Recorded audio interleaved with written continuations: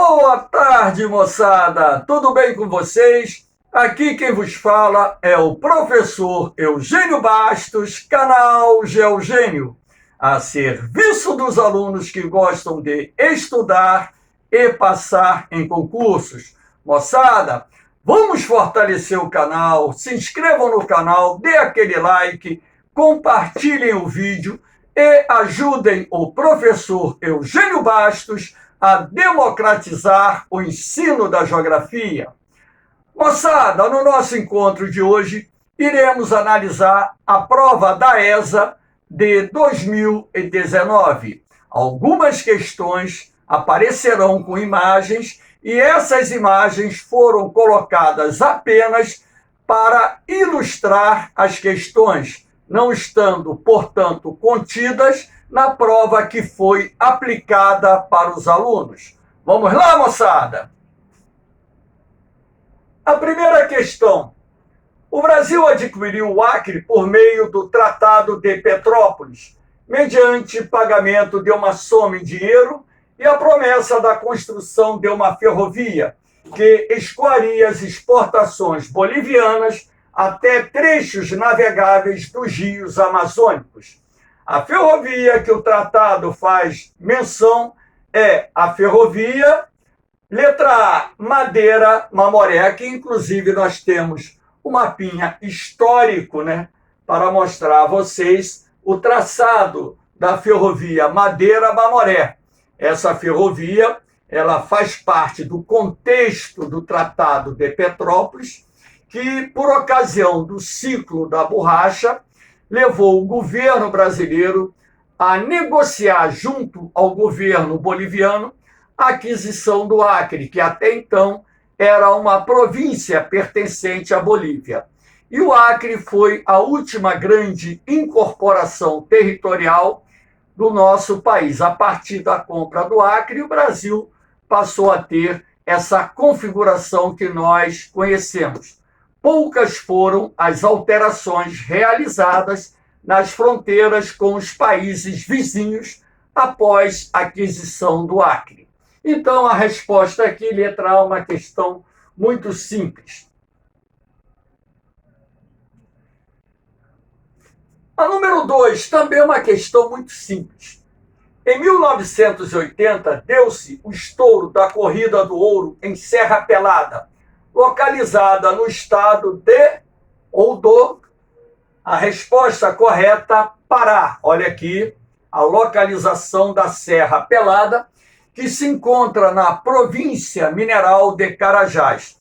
A Serra Pelada foi, durante vários anos, a principal região produtora de ouro do Brasil, atraindo milhares de garimpeiros que foram tentar a sorte lá no Pará.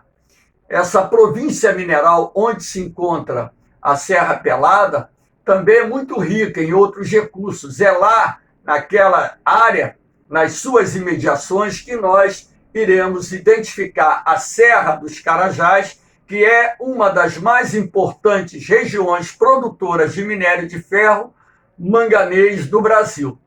E sendo assim, portanto, a resposta, letra C. Uma questão muito simples, que, na verdade, é uma questão de decoreba.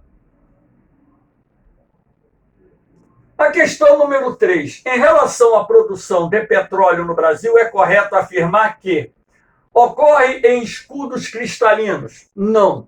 O petróleo é uma fonte de energia de origem fóssil que só pode ser encontrado em bacias sedimentares, marítimas ou continentais.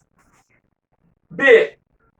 Um percentual muito expressivo das reservas encontra-se em áreas marítimas. Aqui nós temos um mapa identificando as principais áreas produtoras de petróleo existentes no Brasil. Como vocês podem ver aqui pelas cores, as principais áreas se encontram na região marítima, principalmente aqui na região sudeste, que detém as maiores reservas de petróleo e gás natural, sendo também a principal região produtora. Lembrando que na região sudeste, hoje, a área mais importante de produção é a bacia do pré-sal, de onde se extrai aproximadamente 60% de todo o petróleo produzido na atualidade em nosso país. Além da bacia do pré-sal, aqui na nossa região sudeste, nós temos as bacias de Santos, a bacia de Campos e a bacia do Espírito Santo, como outras importantes áreas produtoras de petróleo. Então, a resposta correta é a letra B.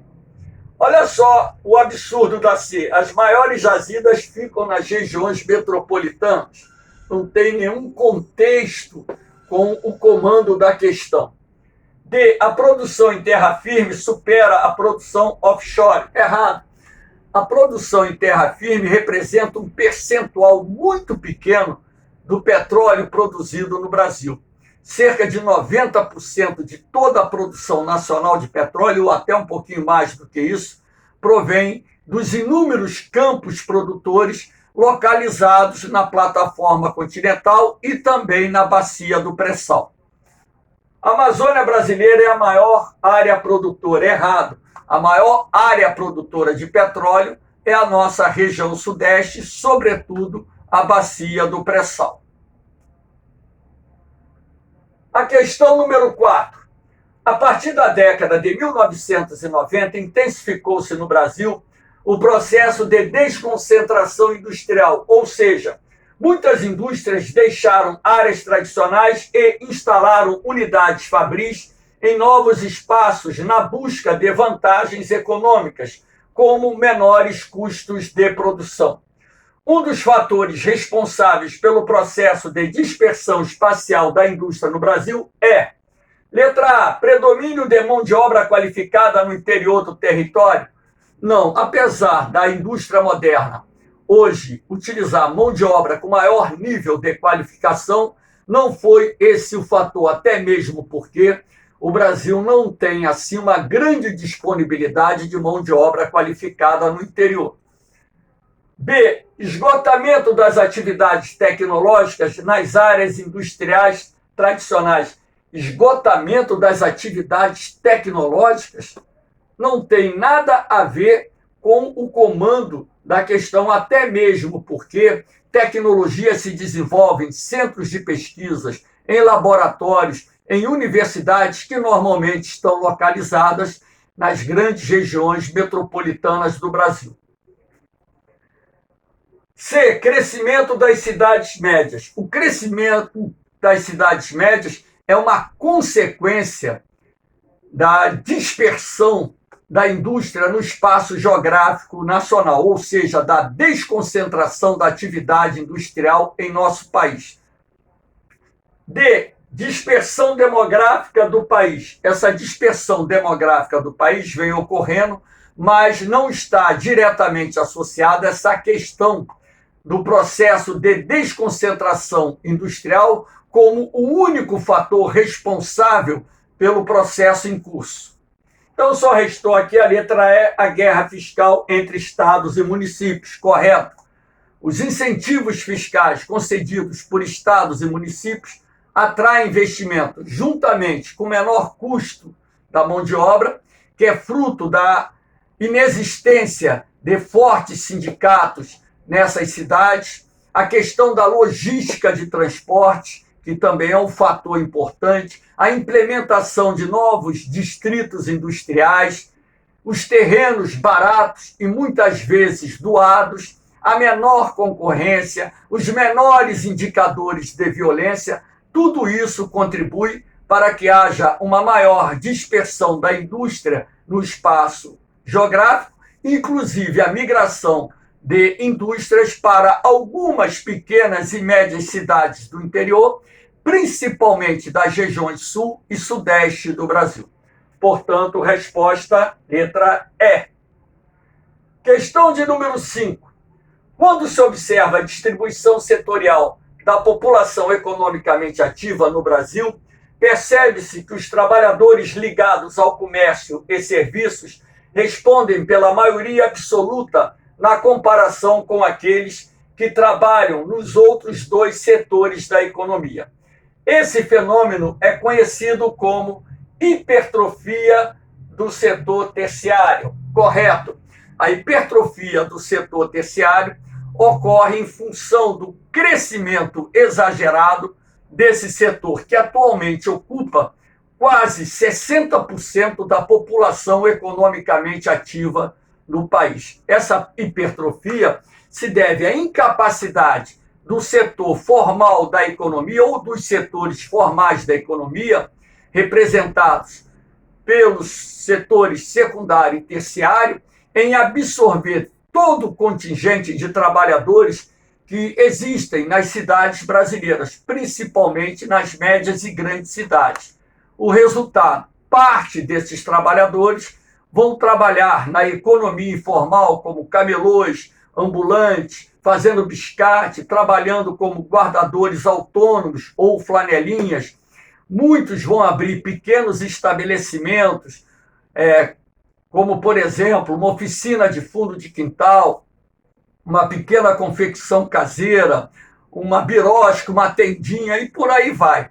Então, isso proporcionou um crescimento exagerado do percentual de trabalhadores no setor terciário, gerando o que nós chamamos de hipertrofia do setor terciário. Inchaço, crescimento exagerado. 6. Caracteriza-se por ser quente e úmida, por originar-se no Oceano Atlântico Norte e ainda por atuar no litoral nordeste, principalmente durante a primavera e o verão.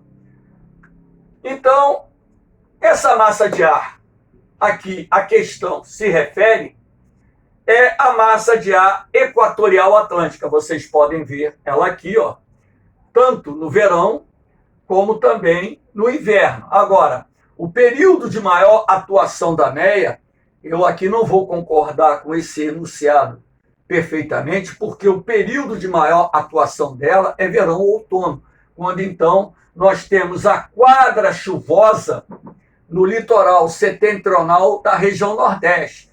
A parte setentrional, a parte norte da região Nordeste, que sofre uma maior influência da NEA durante os meses de verão e o início do outono, dá origem à chamada quadra chuvosa. Agora, logicamente que a NEA também ela vai provocar chuvas na região já a partir do mês de dezembro, principalmente ali em áreas do Maranhão e do Piauí. Mas eu, se fosse montar essa questão, colocaria verão, outono como o período de maior influência da massa equatorial atlântica. Então, por esse mapa, que também não estava contido na questão, vocês podem perceber, ao longo das estações do ano, as massas de ar que exercem influência no nosso território. Valeu, moçada! Espero que tenham gostado do comentário. Deixe aquele like, se inscrevam no canal, compartilhe o vídeo e ajude o professor Eugênio Bastos a democratizar o ensino da geografia. Um forte abraço para vocês, um beijão no coração, fiquem com Deus, eu vou, mas eu volto, hein? Fui!